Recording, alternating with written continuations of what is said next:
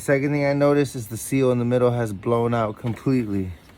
So the seal has come out completely, and this one's in. So I wasn't gonna make a big tutorial, but I just wanted to say, for this, lefty loosey, righty tighty for the radiator fan clutch, and for the shroud, it's just one bolt on the right side.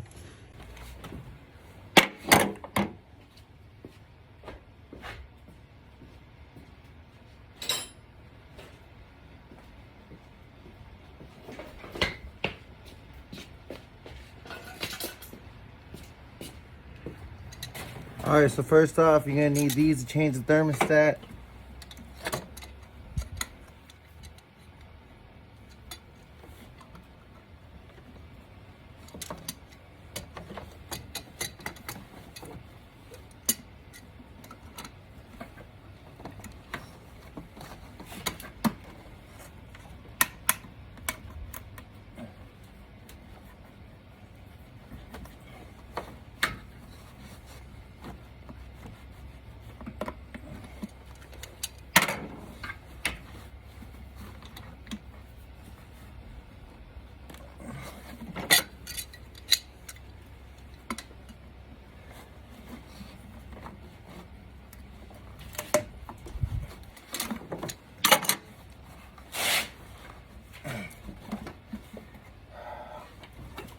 So typically, like they always are, they're a little hard to get off.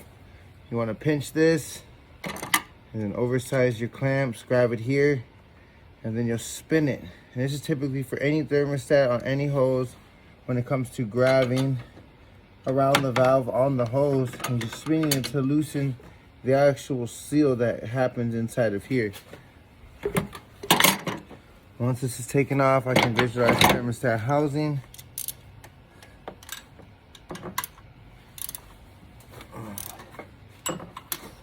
I'm using a 13 millimeter with a 6-inch extension.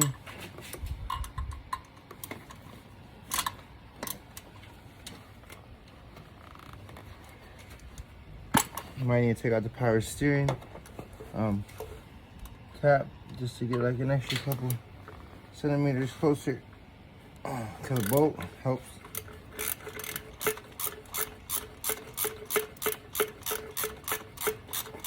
So we did the radiator, thermostat, the fan clutch, and that's what's really brought us in here, the fan clutch and low coolant. So we'll be replacing the coolant with Mopar coolant from the dealership. And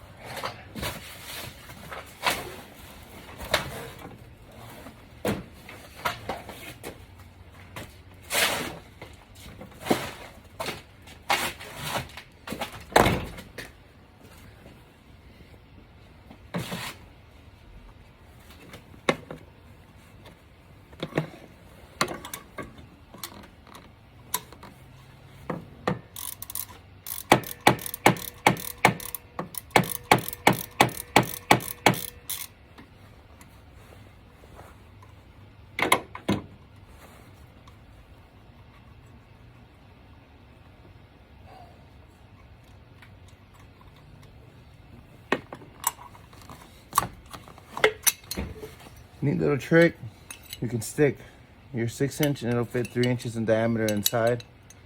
And then you just cock it at an angle upward towards you and it'll loosen this up. Always helps out.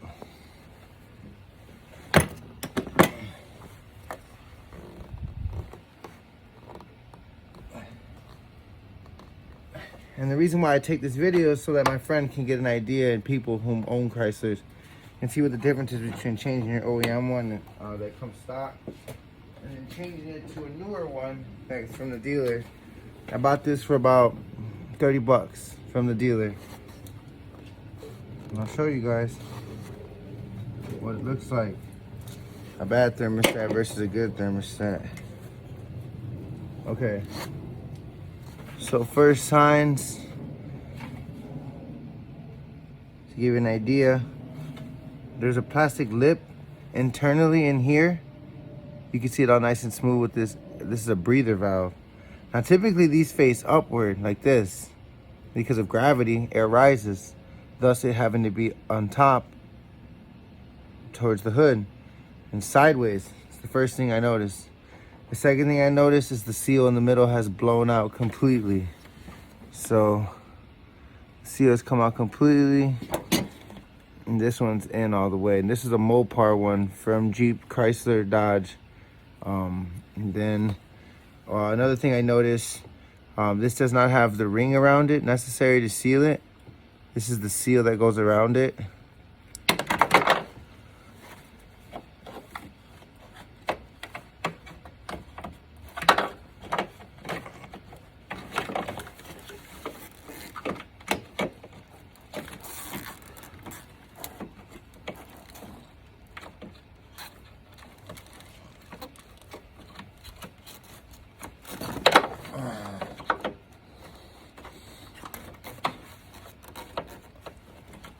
Oh, the car looks like it liked its thermostat. Then you can see in the inside how this is already gucky. And this one's nice and smooth. You can see on the back the coolant was caramelizing as this one is sealed clear. The seal on the back has blown up and expanded versus this one that's nice and smooth and flat. There's no trim anymore in here. It's completely expanded the inside. And then if you see the spring, this is a completely gold on gold spring. If I had to be honest, I don't think this is factory. And then you can see all the scratches right here on top. This thing was installed very roughly. Someone forced this one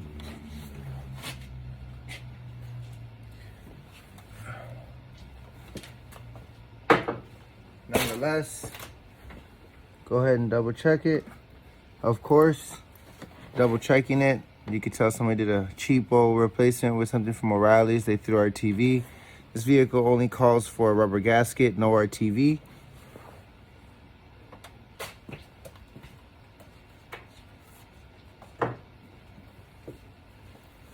Go ahead and install it with the needle facing upwards.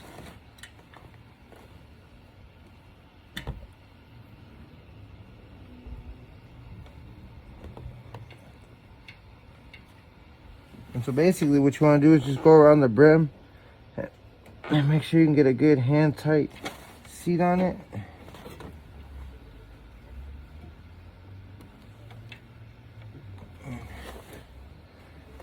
Yeah, you trying to remember. I'll do it by hand. Make sure it seals. It'll pop in. And we'll go ahead and get our housing.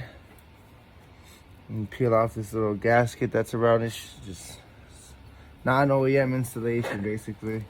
Take your 2 bolts. They're 13s. Go ahead and get your lower one in first.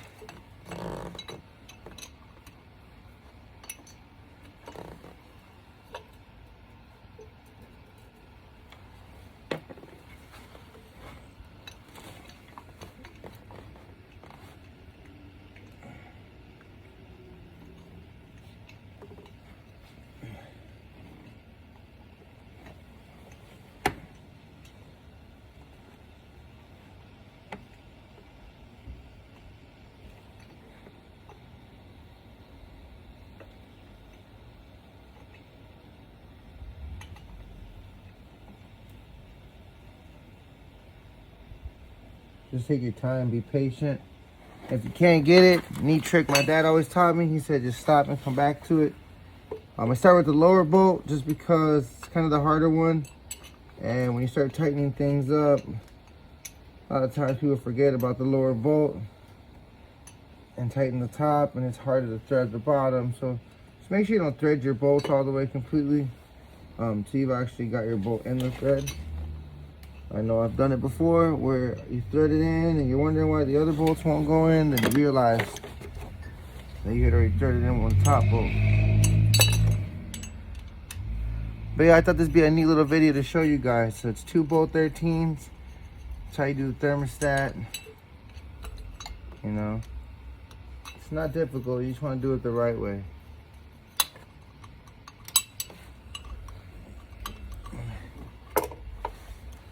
All right, guys. I'm tuning out. It's Mad Mike's Customs. Like and subscribe. Let me know. Leave a comment. I'll help you out if you have any questions about the vehicle. I hope you enjoyed. Definitely. It was fun making the video, y'all. Hope you like the new tripod, too. Over and out. Mad Mike's Customs. Peace.